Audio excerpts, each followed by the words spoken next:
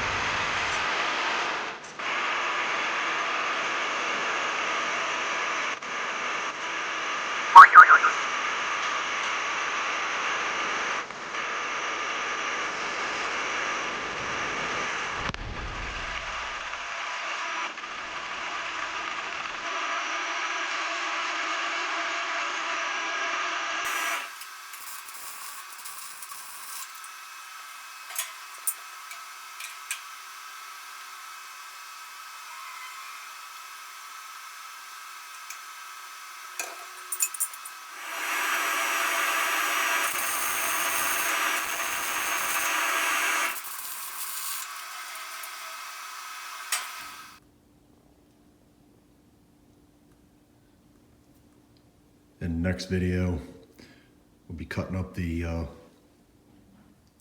fire brick to line the fire pot. I need to get some refractory cement to put in there. Here's my little dump. And the bucket will just sit right there underneath of it. There's the air tube. Off camera, I had to put this brace on here because the uprights for the cart here are so flimsy. This thing was moving all over the place, so it's in there pretty good now. The only flex in there now is just this flange that is part of the blower. It kind of wiggles a little bit, but it's not bad. And I also had to move it over some to get it more lined up because it was hard to hold this thing up when I was sizing everything up. It's so heavy, and once I bolted everything tight, there was interference with this. So I went ahead and they're in a line this way, but it's off this way, and that's fine. I'll use a piece of flex exhaust pipe to hook it up. But this had to be up as high as it is. So otherwise, with my height, I'd be bending down to crank it. So as it is right now, I can stand straight up and down and just let my fingers, and it cranks real well. So that is the main part of all the assembly and fabrication of this thing. So, like I said, I gotta line the fire pot and get that done. And then, probably another video will be making this. This is gonna take a little bit too. I almost forgot about that. So, two last things, as far as I know right now, the fire pot and the exhaust fan to get rid of the fumes. So, All right.